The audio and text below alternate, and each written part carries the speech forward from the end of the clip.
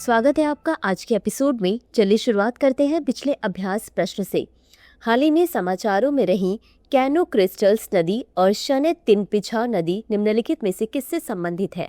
ए. Colombia और Peru, B. Brazil और Ecuador, सी. Venezuela और बोलीविया, डी. अर्जेंटीना और चिली। इस प्रश्न का सही उत्तर है विकल्प ए. कोलंबिया और पेरू। चलिए देखते हैं इसके विश्लेषण को। कैनो क्रिस्टल्स नदी कोलंबिया, इसे 5 रंगों की नदी के रूप में भी जाना जाता है क्योंकि जुलाई और नवंबर के बीच इसका रंग पीला, हरा, काला, लाल और नीला हो जाता है। इसका कारण है राइनकोलैसिस क्लेविगेरा, एक जलीय पौधा जो सूर्य के प्रकाश और जलीय परिस्थितियों के साथ अपना रंग बदलता रहता है। शने तिनपिछा नदी को पेरू में ला बोम्बा के नाम से भी जाना जाता है। यह विश्व की सबसे बड़ी तापीय और एकमात्र उबलती तापमान 45 डिग्री सेल्सियस से 100 डिग्री सेल्सियस नदी है।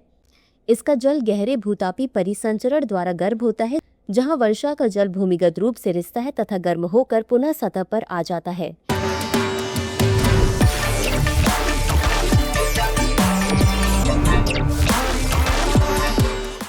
तो चलिए शुरुआत करते हैं आज के एपिसोड की पहले प्रश्न से। निम्नलिखित कथनों पर विचार कीजिए। 1. भारतीय संविधान का अनुच्छेद 101 संसद में सीटों की रिक्तता, निर्भरता और दोहरी सदस्यता से संबंधित है। 2. यदि कोई सांसद बिना अनुमति के 60 दिनों तक सदन की सभी बैठकों से अनुपस्थित रहता है तो सदन द्वारा उसकी सीट स्वतः ही रिक्त घोषित कर दी जाएगी। उपर्युक्त कथनों में से कौन सा या कौन से सही है या सही है? ए केवल 1, बी केवल 2, सी 1 और 2 दोनों, डी न तो 1 और न ही 2। इस प्रश्न का सही उत्तर है विकल्प ए केवल 1। चलिए देखते हैं इसके विश्लेषण को। भारतीय संविधान का अनुच्छेद 101 संसद में सीटों की रिक्तता, निर्भरता और दोहरी सदस्यता से संबंधित है, अतः कथन 1 सही है। संविधान के अनुच्छेद 101(4) के अनुसार यदि संसद के किसी सदन का कोई सदस्य 60 दिन की अवधि तक सदन के अनुज्ञा के बिना उसके सभी अधिवेशनों से अनुपस्थित रहता है तो सदन उसके स्थान को रिक्त घोषित कर सकेगा। कोई स्थान अथवा सीट तभी रिक्त होती है जब सदन औपचारिक रूप से मतदान के माध्यम से उसे रिक्त घोषित कर दे, स्वतः नहीं, अतः कथन 2 सही नहीं है।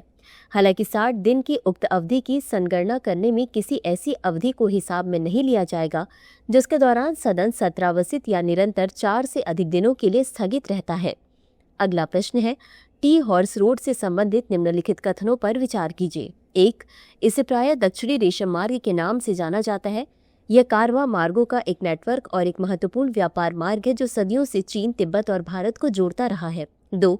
चीन के विभिन्न क्षेत्रों से चाय तिब्बत तक पहुंचाई जाती है, फिर हिमालय के दर्रों से होते हुए कोलकाता ले जाया जाता था, जहां इसका पूरे यूरोप और एशिया में बड़े पैमाने पर व्यापार होता था।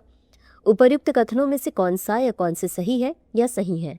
ए केवल 1, बी केवल 2, सी 1 और 2 दोनों, डी न तो 1 और न ही 2। इस प्रश्न का सही उत्तर है विकल्प सी 1 और 2 दोनों। चलिए देखते हैं इसके विश्लेषण को।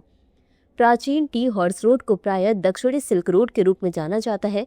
यह कारवां पथों का एक नेटवर्क और एक महत्वपूर्ण व्यापार मार्ग है जो सदियों से चीन, तिब्बत और भारत को जोड़ता था, अतः कथन 1 सही है। इसकी उत्पत्ति तांग राजवंश से मानी जाती है, जब दक्षिण पश्चिम चीन, तिब्बत और भारत के बीच व्यापार पहली बार फला फूला। अंततः यह व्यापार चाय और घोड़ों के इर्द गिर्द केंद्रित हो गया, जिसके कारण इस मार्ग का नाम टी हॉर्स रोड रखा गया।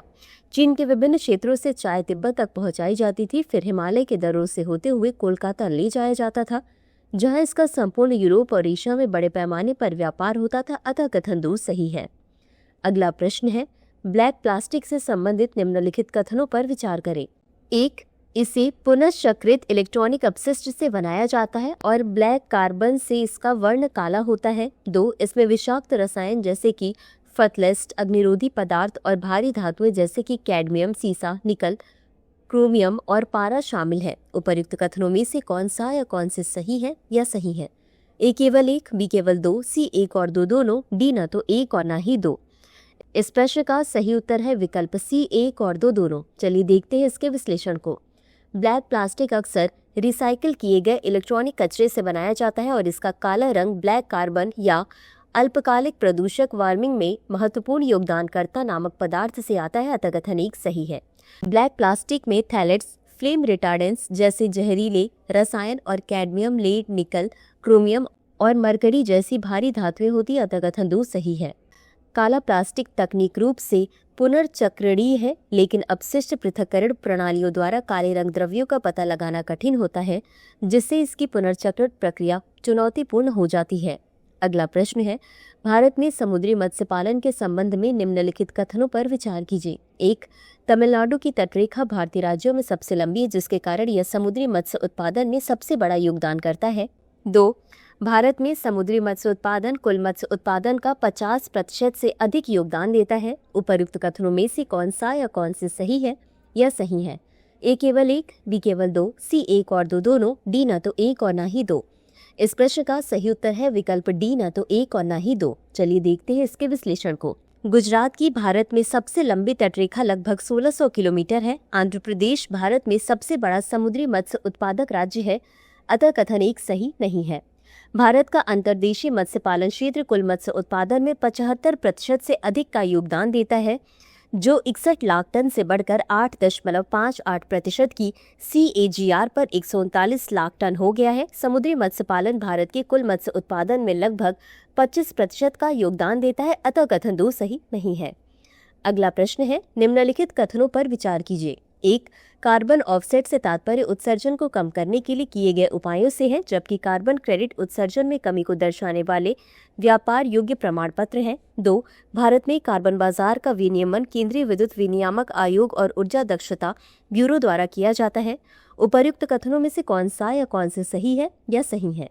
ए केवल 1, बी केवल 2, सी 1 और 2 दोनों, डी न तो 1 और न ही 2। इस प्रश्न का सही उत्तर है विकल्प सी, 1 और 2 दोनों। चलिए देखते हैं इसके विश्लेषण को। कार्बन क्रेडिट व्यापार योग्य प्रमाण पत्र हैं, जिनमें से प्रत्येक CO2 समतुल्य उत्सर्जन के 1 मीट्रिक टन की कमी या समाप्त करने को दर्शाते हैं। उन्हें विनियामक या स्वैच्छिक कार्बन बाजारों के तहत जारी किया जाता है तथा उत्सर्जन में कमी के लक्ष्यों को पूरा करने के लिए खरीदा या बेचा जा सकता है, अतः कथन 1 सही है। भारत में केंद्रीय विद्युत नियामक आयोग और ऊर्जा दक्षता ब्यूरो विद्युत मंत्रालय की देखरेख में कार्बन बाजार को विनियमित करते हैं, अतः कथन 2 सही है। अगला प्रश्न है, पिटलैंड्स के संबंध में निम्नलिखित कथनों पर विचार कीजिए। 1. पिटलैंड स्थलीय आर्द्रभूमि पारिस्थितिकी तंत्र है, जो पौधों की सामग्री के पूर्ण अपघटन की सुविधा प्रदान करते हैं, जिससे पीट का संचय होता है। 2. वे किसी भी अन्य स्थलीय पारिस्थितिकी तंत्र की तुलना में अधिक कार्बन संग्रहित करते हैं। उपर्युक्त कथनों में से कौन सा या कौन से सही है या सही है? ए केवल 1, बी केवल 2, सी 1 और 2 दोनों, डी न तो 1 और न ही 2। इस प्रश्न का सही उत्तर है विकल्प बी, केवल 2। चलिए देखते हैं इसके विश्लेषण को। पिटलैंड स्थलीय आर्द्रभूमि पारिस्थितिकी तंत्र है, जिनकी विशेषता जलाक्रांत की स्थिति है, जिससे पौधे की सामग्री का पूर्ण अपघटन बाधित होता है, जिसके परिणाम स्वरूप पीट एक मृदा प्रकार का संचय होता है, अतः कथन 1 सही नहीं है। इनमें किसी भी अन्य स्थलीय पारिस्थितिकी तंत्र की तुलना में अधिक कार्बन संग्रहित होता है, जिससे जलवायु नियमन में भूमिका महत्वपूर्ण हो जाती है, अतः कथन 2 सही है।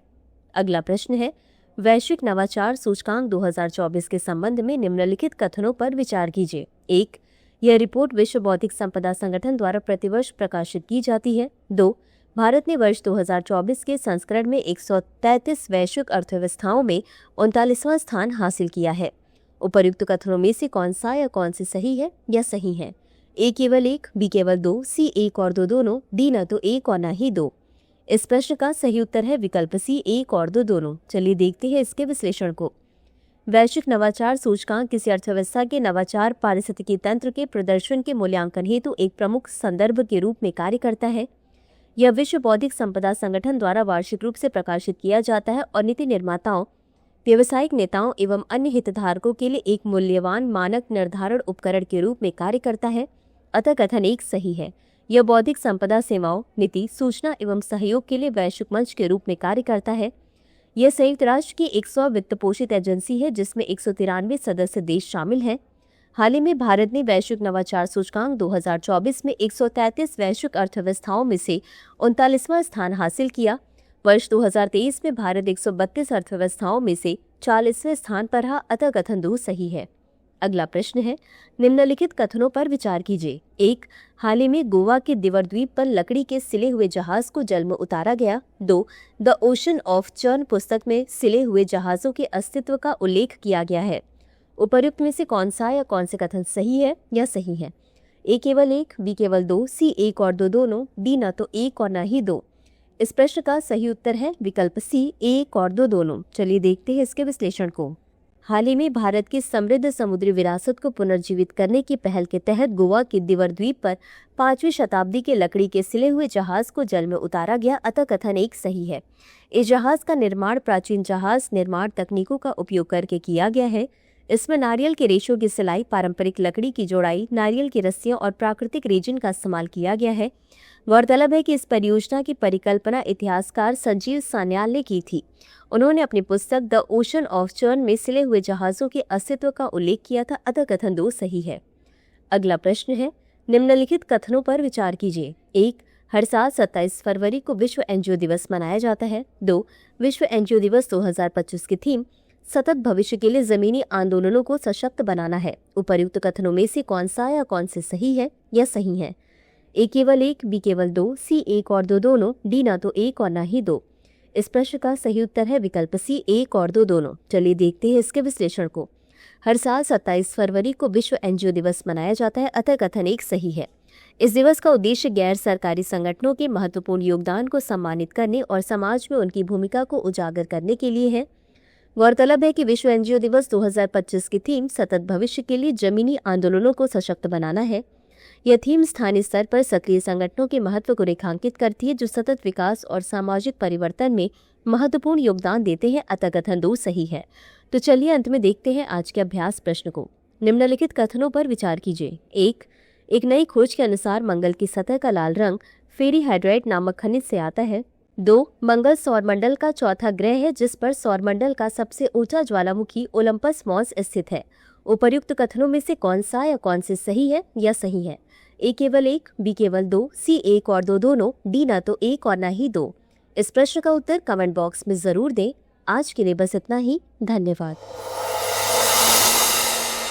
डियर व्यूअर्स, अपने एग्जाम की तैयारी को और बेहतर करने के लिए हमारे चैनल को लाइक, शेयर और सब्सक्राइब करना न भूलें।